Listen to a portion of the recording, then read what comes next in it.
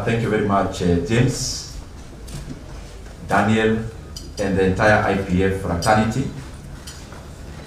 The guests who are here before me, as panelists, PS Muya, our former PS for the National Treasury, Dr. Muya, Andrew, Veronica and Ruth, and all the other participants. Good morning. Good morning.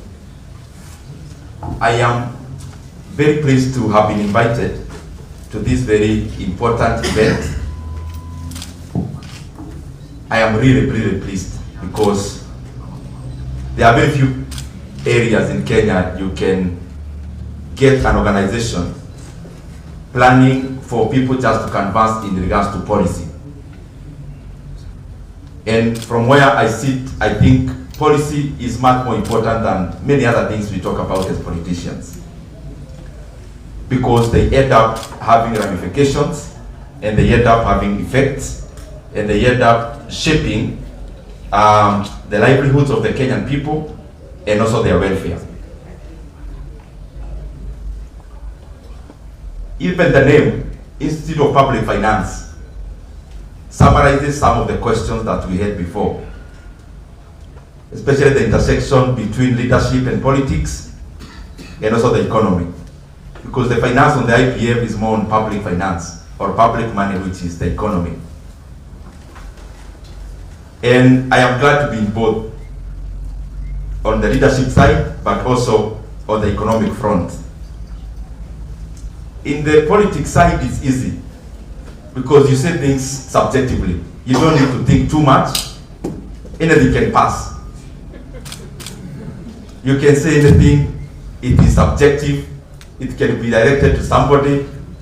You don't need any empirical evidence for whatever you say. On the economic front, you can easily embarrass yourself if you go off the facts. Because some of the things we deal with are factual. Many things that are can be numerated, things that can be put in figures, unfortunately. Whatever verbosity you put around it, whatever speech you may put around it, 2 + 2 always is 4. Whatever you describe 4 as, it will end up as 4. So I'm very glad that we are discussing that. And the fact that it shapes the other.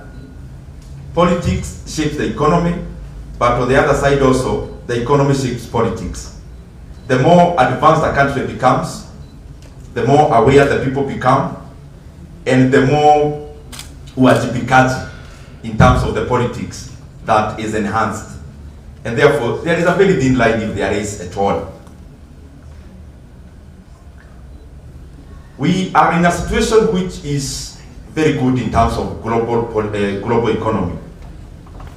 And I've been studying economies over time, and I can confidently say that the global economy now is in summer. It's in summer because there is nothing much in terms of the downside that is ongoing in the global economy.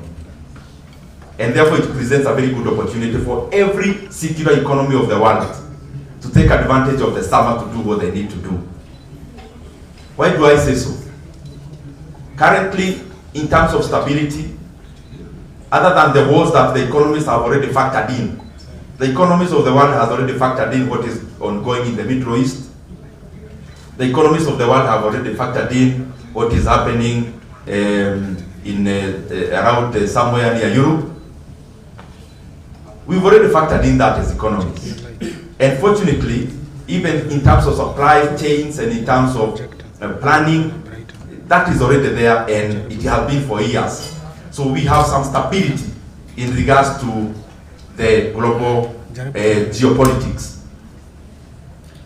When you look at the economy globally also, we are now in a sphere and in a path of decimated rating rates in terms of lowering of rating rates across almost all the economies of the world. There is quantitative easing across. The Federal Reserve will be meeting, I think, next week, if not this week. Actually, this week, the Federal Reserve of the US. And whatever that meeting will come up with affects my grandmother's plate in the village, affects many things that we do in our economy. The pity is that there is great expectation that we are likely continue with quantitative easing, will likely continue with expansionary policies in the monetary side in terms of lowering of the lending rates, starting from the Fed rate, CPR rate, and of course, supposed also to go to the private sector, supposed to. So the economies of the world are, we are buoyant. I mean, we have all the ingredients of an economy to grow. All of them are on the table. When you have rates going down, rates go down because private sector wants to be incentivized. And all those are happening now. In Kenya, we have CPR rates going down. Across almost all the economies in Africa and all the other economies of the world, we have that happening. Expansionary policies are now, and especially on the monetary side. The question we need to ask ourselves as Kenyans, as we enjoy the summer in the economic sphere of the world, how is Kenya taking advantage of that? And just use the data. One, we have a CPR rate coming down. Every other meeting, if not sustaining the previous rate, we are climbing down. But who is benefiting from the lowering of the lending rates in Kenya?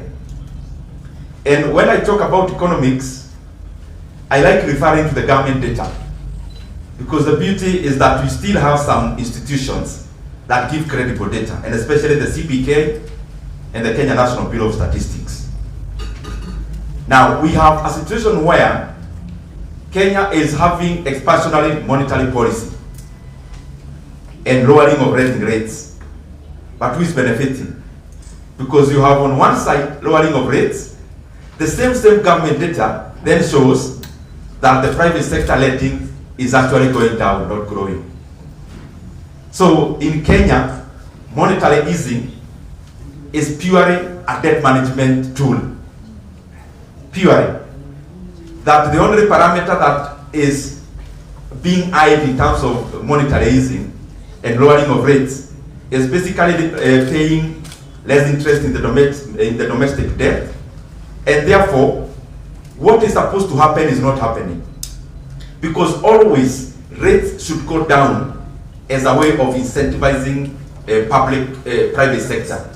But you have rates going down, but in the same breath and from the same source, then we have a report again on the other side showing that the lending to private sector in Kenya is actually shrinking. And therefore that is a very huge cause of alarm, because we must harness whatever is happening globally, because it doesn't last for too long. Second thing that we have to be aware of, so that we take advantage of what we have now. Economies are always cyclical. Right now, President Trump is almost forcing the Fed that they have to cut the rates. And they will almost, I'm sure they will succumb this week. Now, after that, how is the economy supposed to now behave after that? We have low rates. We will definitely, again, in the next few months, start having a discussion about managing inflation, because those go hand in hand together. And the reason why I'm saying that is because we need to harness what we have now as an advantage globally, make a way of making our private sector buoyant and grow, so that in a rainy day, we'll have institutions that will support our economy. But when it is sunshine, we still cannot give warmth to the business sector or the private sector, because the government is crowding out the private sector from banking, from lending. In our economic, I mean, the easiest chapters of economics, we were told one of the roles of government and a central bank is to release money to the people through many tools, including fiscal policy in terms of spending. So we grew up knowing that the work of central bank, in quotes, is to print money, in quotes because it's figurative, and figure out how this money will end up in my pocket. Through many ways, spending, through financial instruments, and the rest. In Kenya, that has reversed. The work of the central bank now and government is actually to mop up money from the private pocket and then give to the government. That is why you see every month we are having fundraisings from government in terms of raising money. And what has that brought now, up to now? Out of those things that I'm talking about, our national debt now has grown to 12 trillion Kenya shillings. Over. It's now, because we borrow every day on average, maybe we are now talking about 12.4 trillion Kenya shillings. I have a figure from the previous times that we talked about debt. And I talked about these figures the other day, which are factual again. And every Kenyan, the beauty about Kenya now is that we may have shortfalls, but at least the Constitution guarantees that we get part of the public information for free when you need it. So, the current debt is over 12 trillion shillings. So in a year we are borrowing 1.25 trillion Kenya shillings. And by the way, last year, government went against the law and overborrowed more than it had been budgeted. Because we had budgeted as a country to borrow around 1 trillion Kenya shillings. The government, by the close of the last financial year, actually borrowed more and borrowed 1.25 trillion Kenya shillings. What that means is that we are borrowing around 100 billion every single month.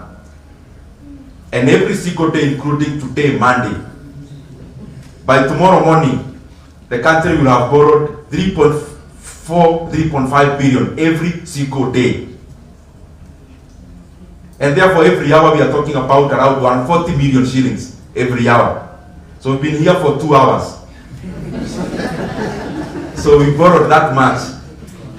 And many times I think we need to sober up as a country. Because if we don't sober up, the economy will force us to sober up. And when the economy forces us to sober up, it will not be very easy, like giving a speech as I'm doing today. The ramifications will be dire. Maybe what we need to do is to take some of the people from the National Treasury for a benchmarking trip to Ghana. And they interact with the real people. Not the economy.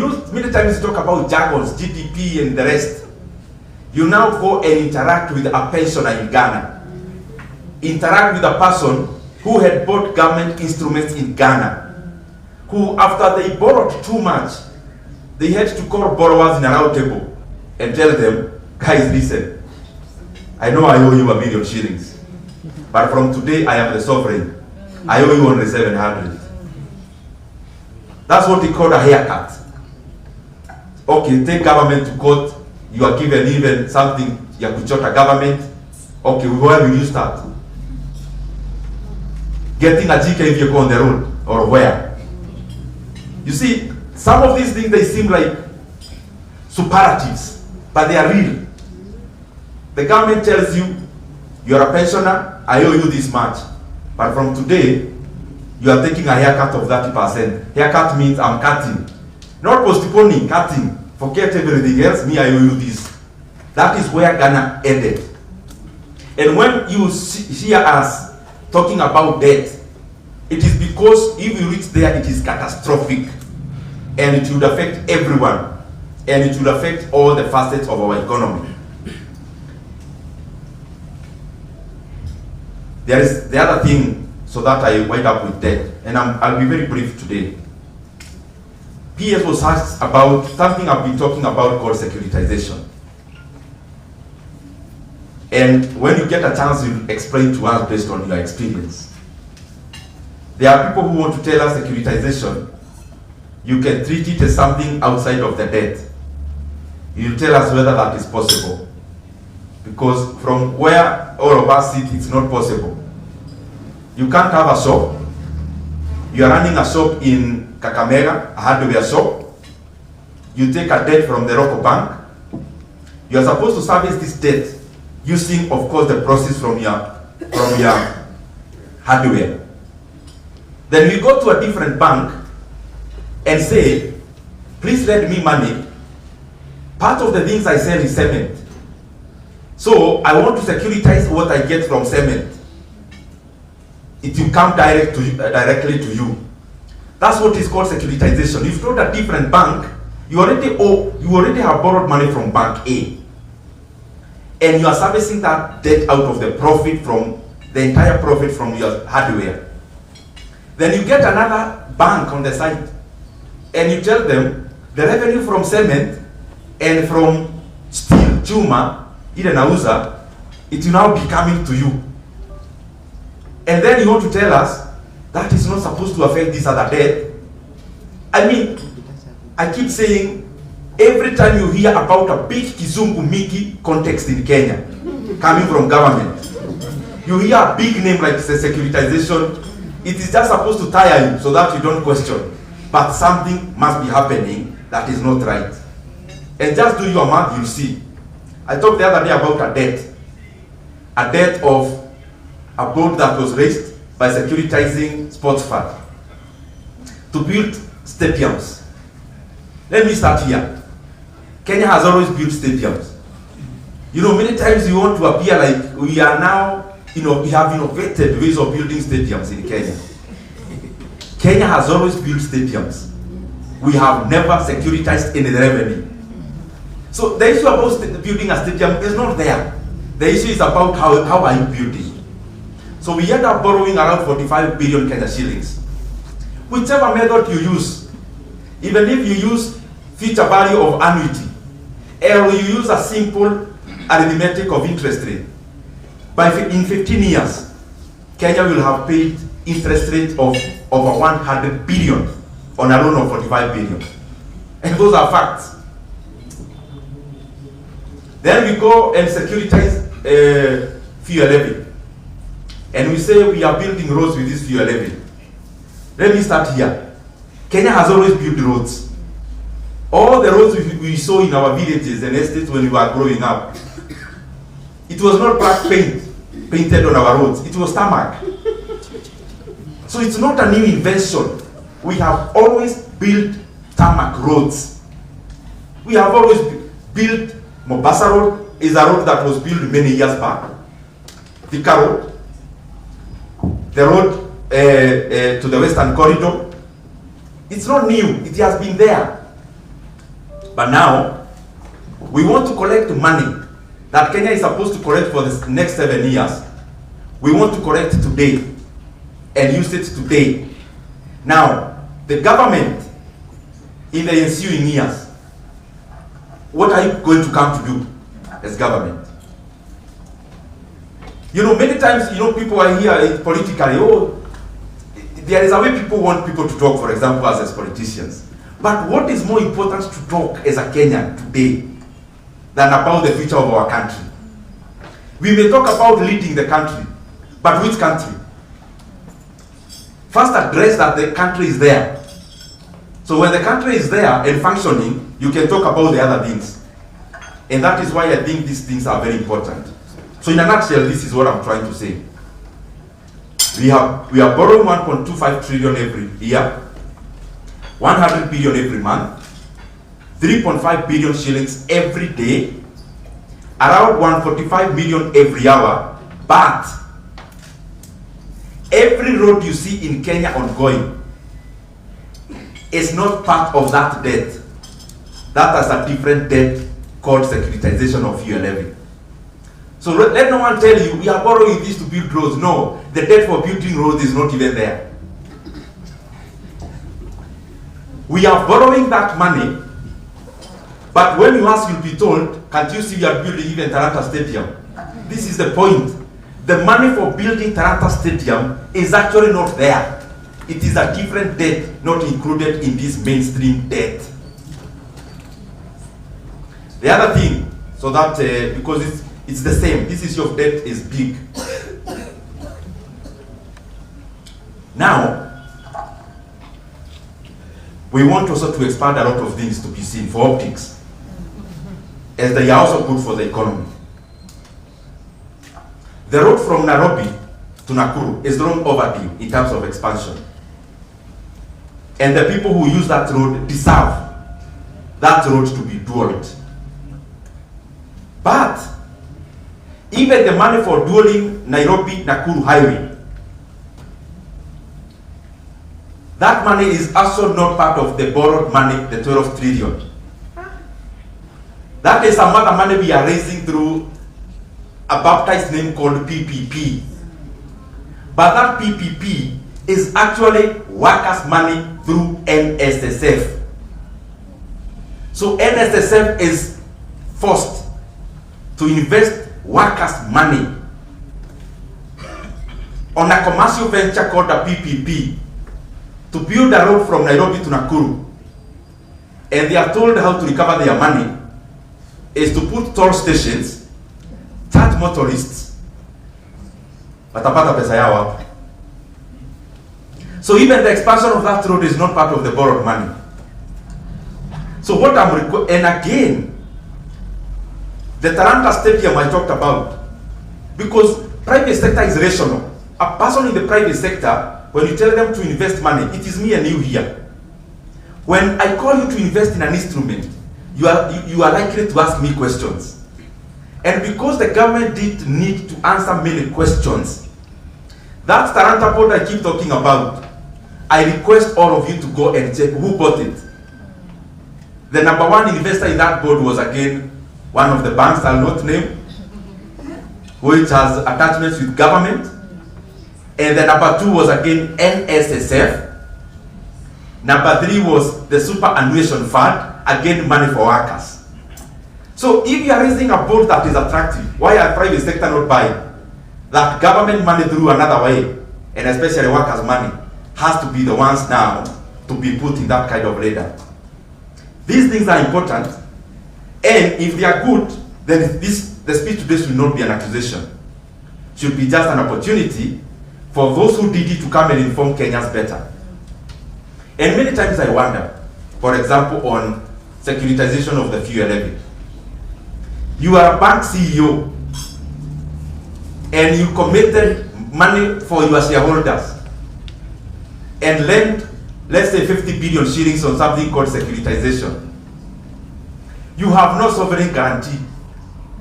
The 7 shillings on which the money is securitized was just a gazette notice from the minister. If another minister comes tomorrow and writes off the 7 bob, where will this bank, where will the bank recover the money from? If there is other people in terms of policy in Kenya, and they don't honor the debt, there's nowhere you can go. But of course the government did that knowingly because of the urgency of the money. Mabanks na wale wengine wamenunua boats, mtazipanga baadaye. As I go to the finish, the things I talked about, we are in summer, that we have rates coming down from last year, should give us a good opportunity to grow. But how are we growing as Kenya? The Kenyan GDP grew by 4.7%, the previous data that we have for 2024. And by that, we extol that growth. But how is it in the region? Kenya was actually the last in terms of growth in our region. Rwanda grew by 8.9% in the same period. Tanzania grew by 5.5% in the same period. Uganda grew by 6.1% in the same period. So what I'm trying to say is that we have to be logical, everyone who has a position to make decisions for our country. So that even as we give good narratives out there, narratives can only sell up to some point. And then from there, the reality knocks the door. Kenya has the potential to be the leader in terms of economic growth in the region. Currently, we are last in all our neighboring countries. I don't think that is something to celebrate. It is something to call us to wonder. Allow me, there's something I forgot, just 1 minute.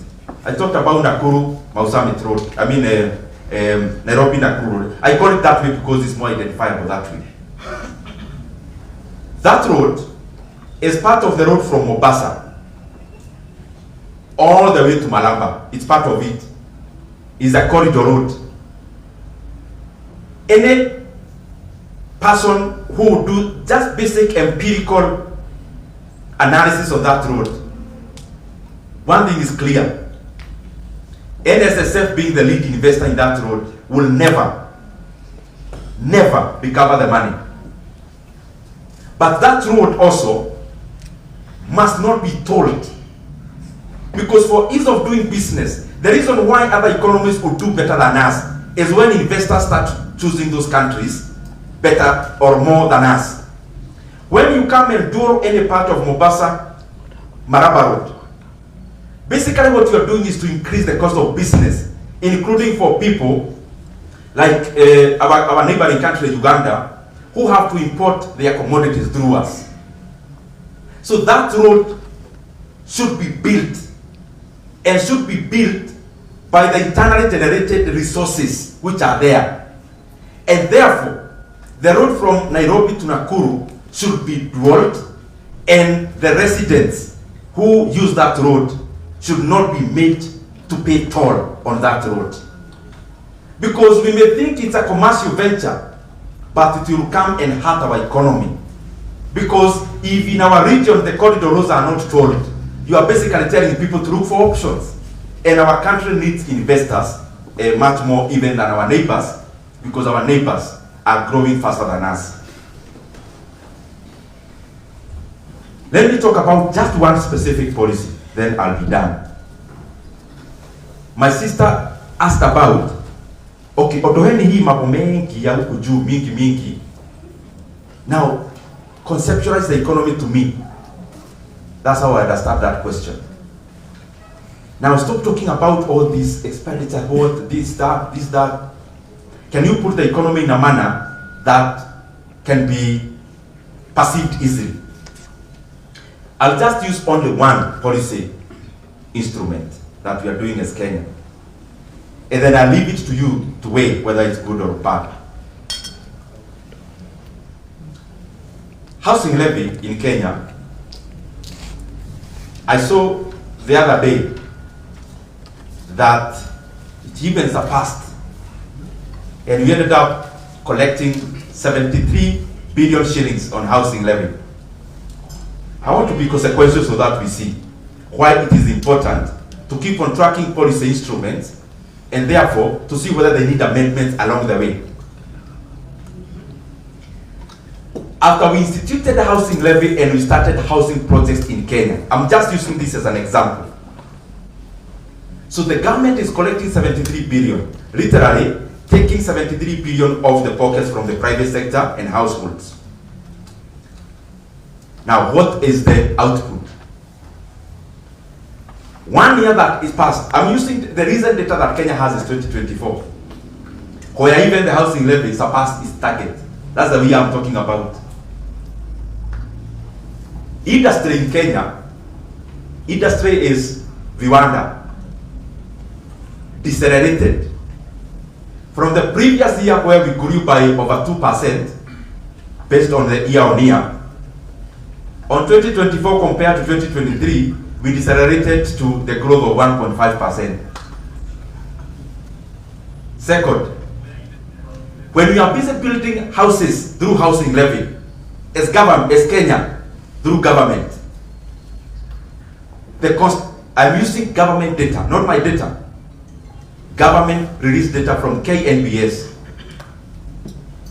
The construction sector in Kenya, when Kenya was very busy, the busiest year in building housing, the housing program, the construction sector in Kenya shrank by 2%.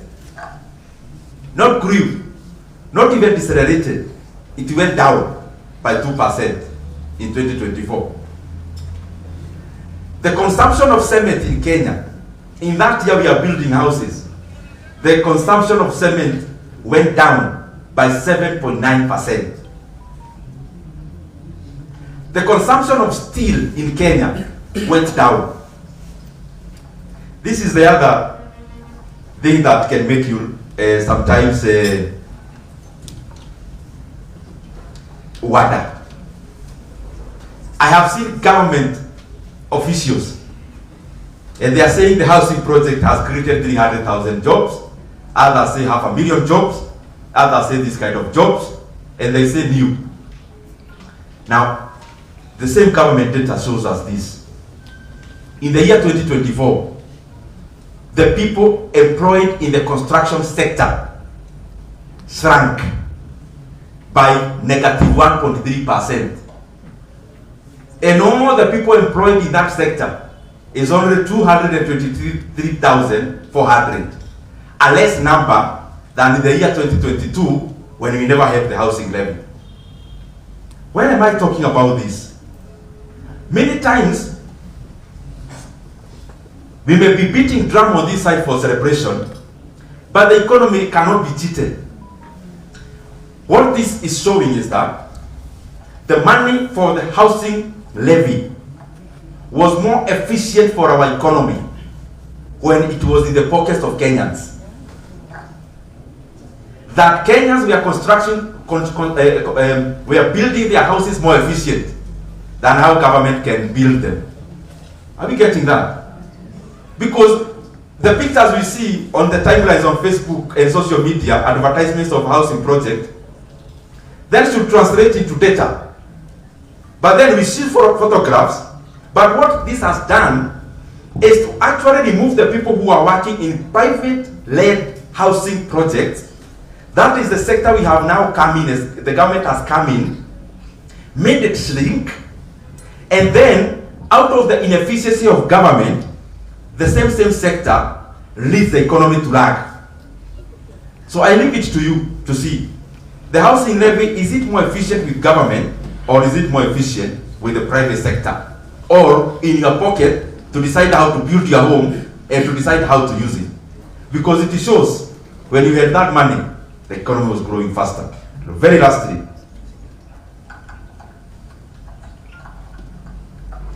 sometimes ile karatasi April wanatumia kutangaza mafuta imeshuka, si iko bei kali hata kuliko ile bei wanashukisha nayo mafuta. Because now I have seen that fuel has now come down by 11 cents for diesel. 11 cents means 0.11 shillings. And for petrol, I have seen it 0.8. If I look, the peak of fuel in Kenya, the peak globally, was in around, for the last several months, was in June, around 23rd, globally. Per barrel, it was around $73. Now we are talking about $63.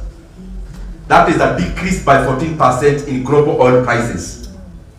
Why is global oil prices decreasing by 14%? And in Kenya, it is decreasing by 11 cents. You know, I talked about this earlier, and I talked about a new levy that was introduced last year. And I saw all ministers come to defend it. Now, please come also defend this sense. Because this issue of fuel prices is not an easy topic. It is very important. Because our factories run on fuel. Our economy runs on fuel. When we keep on increasing the cost of fuel, at any point we get an opportunity. And we do not, in commensurate manner, lower when the global oil prices are going low. We are basically handing over Kenya to our neighbors. And we are basically handing over manufacturing to our neighbors. We are basically saying we are inefficient in all the facets of the economy that use fuel.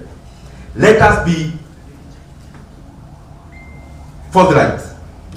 And we make sure, with the same haste that the government raises fuel prices when fuel prices goes up globally, it should be the same haste fuel prices come down.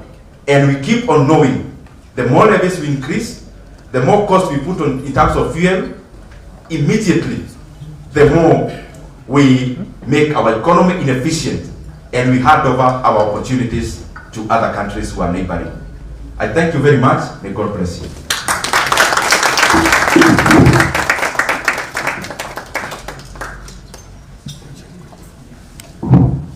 Well, let's give a good round of applause to Ndindi. I want to invite any media or anyone in the plenary who has a question for him to ask it from here, because he will not be available for another side session. So any person from the media? All right. Okay. That's one. Yeah. Any other?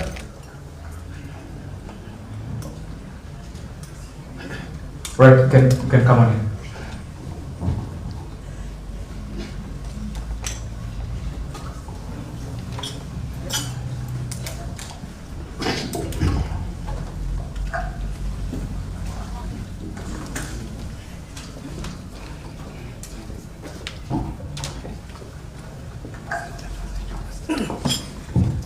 Good morning, everyone.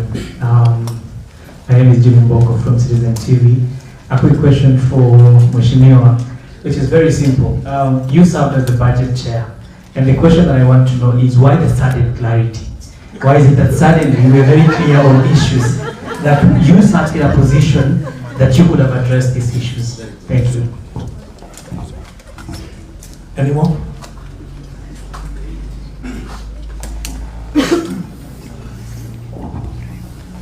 Good morning, everyone. I am Brian Jotogeno from Nation Media Group, just across the street over here. My question to Honorable Nyoro is, you have come out, not necessarily perhaps in this forum, but previously to speak against the debt appetite that the government has, especially in the domestic market, and we understand that it's crowding out the private sector in its quest to access affordable credit. I mean, if you're a banker and you're getting an assured sum of say 16%, for example, for an infrastructure bond that is not necessarily taxable, then you would rather lend to the government, who is assured data, for example, compared to you and I, who run a very high risk, and you know the politics around risk-based lending in this city. But now the question I'm asking is, we have a budget to fund 4.2 trillion, and there's a deficit. You don't want us to borrow. We need social services, of course, but there is also the need for, we're also trying to avoid austerity measures. What is your proposal of financing this deficit, this budget deficit, about, I think about 900 billion or so? Thank you. Any question? Okay. Last one. Habari za asubuhi. Naitwa Ndindi kutoka idhaa ya radio.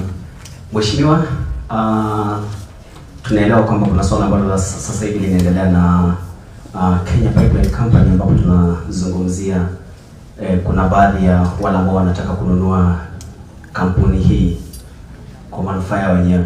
Labda ndio uje pia utueleze mbeleni kwamba haya yamelipuka. Labda unaweza waeleza wa Kenya what's happening there, because tunaelewa kwamba utajiri ambao uko pale ni wa shilingi bilioni 500, lakini kuna tetesi kwamba yule ambaye anataka kununua ni shilingi bilioni 100. Waeleze wa Kenya. Asante.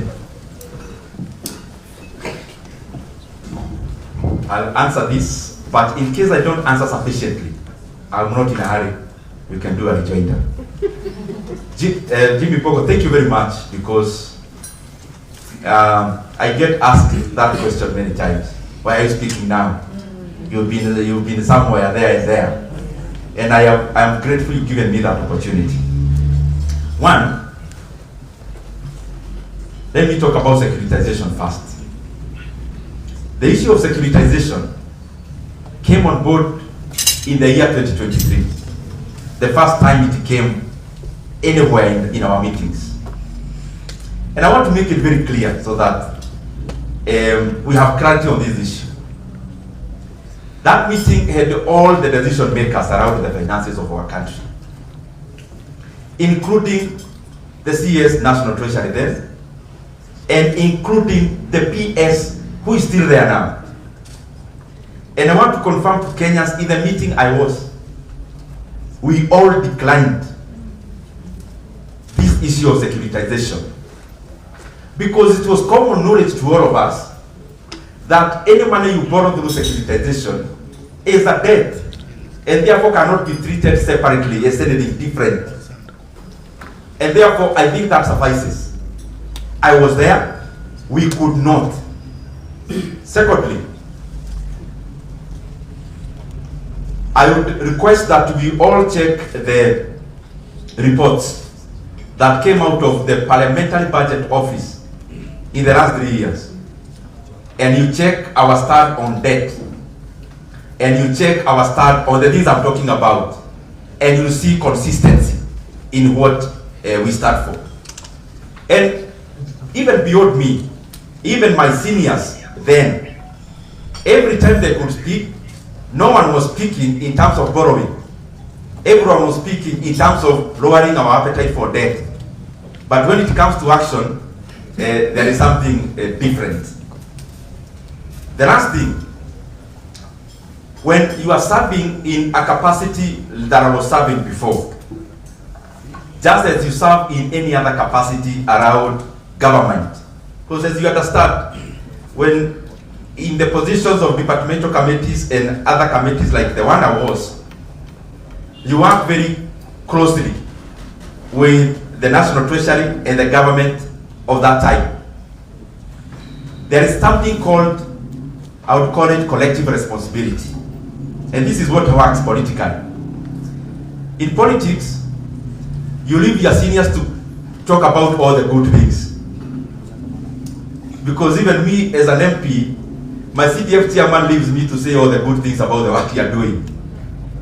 And then, do I need to explain further? I think you've got it. So, I want you to check all those, because many times I see people saying, hey, kwani wanaongea sahi? It's because of those reasons. Basically, collective responsibility then permitted, you have to let, I mean, you are not the head of government. You are just some chairman somewhere there. So, we had to do that time. And I'm glad, and I'm sure, Bogo, you are glad, that I've been there and I'm now here. Because at least now I can talk to you freely without having any issue of collective responsibility. And I am glad for this opportunity also, because it helps me to also inform Kenyans in an area I have been and I know. And I don't think it can get better than that. That it is the chef who is telling you about the menu and about the recipe. Bwana Otieno from Nation, I agree with you entirely. The government comes to the market, they borrow. This year they will likely borrow close to $1 trillion in the domestic market. Basically that is money that could have gone to this industry and the other to enhance their production. So that money is no longer available to them because the government has taken it. Because as a banker, bankers choose the low risk, high return. Now that is doing a lot of harm.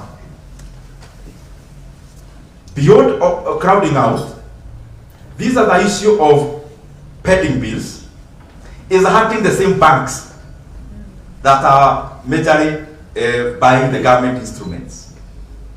Because if you look at the NPLs in our commercial banking sector, you realize they are climbing up. So banks being, one of their problems is being solved, yet a bigger one is being created on the side. Because you deny money to the private sector, the private sector denies you money as banks. Because if you give me money, for example, to build this hotel as a bank, and I build it up to the point of just furnishing, and I come to you and tell you, top up my loan, I furnish the hotel. And as the bank, you say, no, the government is here, they want money. You may default, the government can't. So you deny me money. You give this money to government. So all the money I had borrowed from you to put up the structure, then I will not be able to pay you. So that is booked in the books of the banks, commercial banks, as an NPL. So this one side, the commercial banks think they are taking advantage of the high appetite of borrowing locally, but on the other side, it is hurting them directly through NPLs, and especially when private sector cannot pay. But then you asked, where do we get money from? And I'll ask you, money for what? This is the reason. We have a budget of 4.2 trillion. Okay, what is fundamental between this year and last year, for example?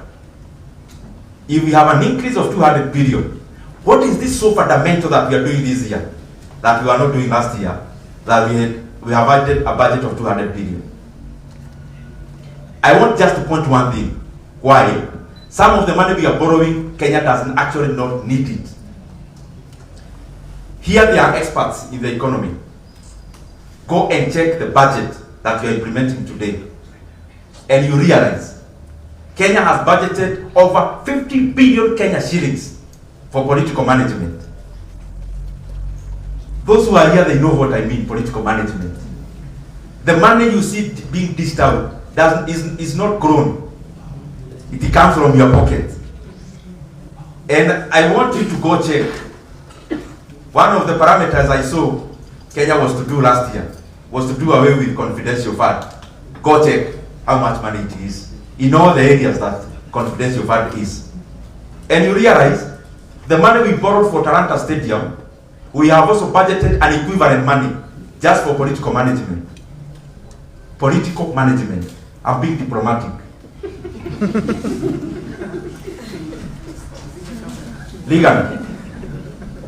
Ligan talked about privatization of Kenya Pipeline. There is something I want to put into perspective without going into details. The former president of Zambia was the late Edgar Lungu. The current president is called Hakainde Hichilema. Both two gentlemen are products of privatization. The money they ended up having to be able to marshal a presidential bid, and both of them becoming presidents, they are products of privatization. One acted as a lawyer for many transactions. Go check who was a lawyer between the two. The other one used to work for the Big Four and ended up as a TA, transaction advisor. So privatizations are good when they are done without vested interest. When Kenya divests from any assets, it's good. But the problem with Kenya today is that there is a trust deficit. If you ask me, because I am glad to have had some experience in the capital markets. The stock market in Kenya may appear bullish now. Bullish because shares are going up. But companies are still grossly undervalued. Any bank that is listed in Kenya is worth less than a bank that is not listed, of equivalent profitability, of equivalent assets, of equivalent everything. Because the market is not very ripe to value companies upwards. Were it not for the trust deficit, the best route would have been to arrange for a strategic investor. Unfortunately, we may arrange for a strategic investor, and the person could be the one next to your table when you are discussing it. So privatization wholesomely is good, but we have to remove vested interest. And the best way to do it is this way. Whatever you value that company, it's okay. Value it even at 1 shilling. But sell all the companies to local individuals who are Kenyans. Then from there, you cut off all the brows of any mysterious person. When you say, yes, we are privatizing this company, but we have no money to allocate companies or foreigners. We have only money to allocate verifiable Kenyans as individual shareholders. And then you put a cap that you can only invest not more than 1 million shillings in this offering. Then from there, utasikia we postpone, we do this, then namna hiyo. Asante.